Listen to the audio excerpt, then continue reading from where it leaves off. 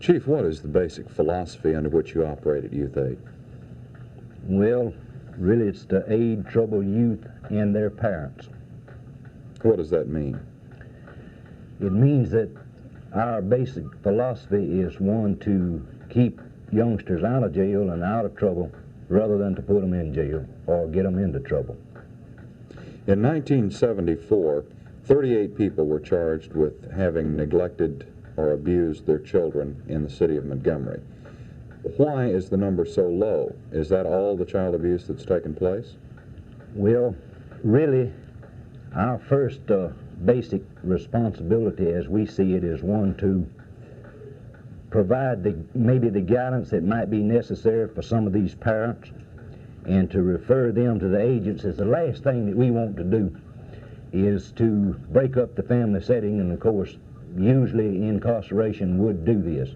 We're in the business of referral and to try to assist parents and children in correcting these problems rather than placing someone in jail. So you're not necessarily interested in prosecution? No, we are not. Prosecution really is a last resort with us. It's when there's no place else for us to go. How do you develop the information under which you operate? Really, there are a number of ways, but we start, of course, with just the anonymous phone call that tells us of a neglect situation, but we collect a lot of information through our School Relations Bureau, where the youngsters in the schools report to the officers abuse and neglect of youngsters. We also have 68 school patrol women who cover our school crossings each day, and they're able to observe, and they serve as 68 additional eyes and ears for us to know what goes on. Are these your primary sources? Yes, I believe that they would be, Jay, with the exception of we receive, of course, many complaints that we unfound, and these are complaints that are made in most cases by where there has been a divorce and one of the ex-partners is dissatisfied and maybe attempting to obtain custody or something of this nature. And these usually turn out to be false? The majority of these are unfounded. How about reports from doctors and other medical agencies? Yes, we receive, in the severe abuse cases, we do receive quite a few of them from the medical people.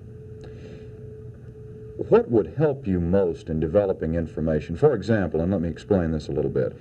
A person has abused his child in Birmingham, and there's no hard proof, just a suspicion.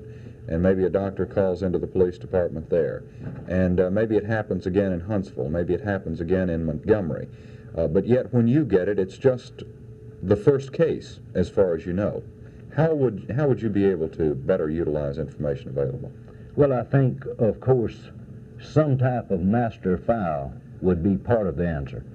Because if the parent or the accused had been charged with a criminal offense, then this is available to us, although there might not be any of the background and the necessary things that we need to know in order to make a proper referral. This probably would not be available then. And I think that that a master file, any system of master filing, would definitely be a big help to us. How about on a national level? Vincent DeFrancis has the National Clearinghouse on Child Neglect and Abuse. I think it would be very useful, and my reason for believing this is that through the years we have worked a number of bad cases that involve people from far distant states that were here of which we had no knowledge whatsoever of, and we knew nothing about their background. It would be most helpful to us.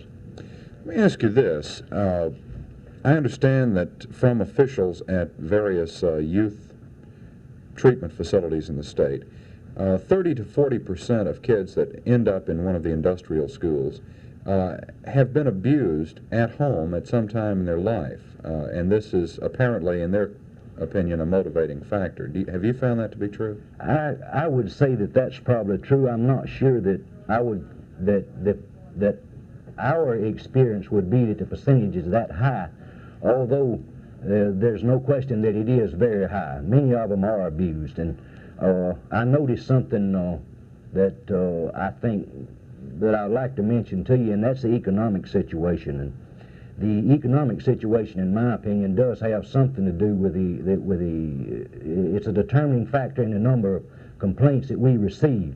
I think there are many parents that maybe are when they're out of work or income is low, they have problems, and in some cases they themselves may need some guidance and some counseling, and in some cases it seems to more or less filter down to the youngster, and the youngster could be abused as a result of it.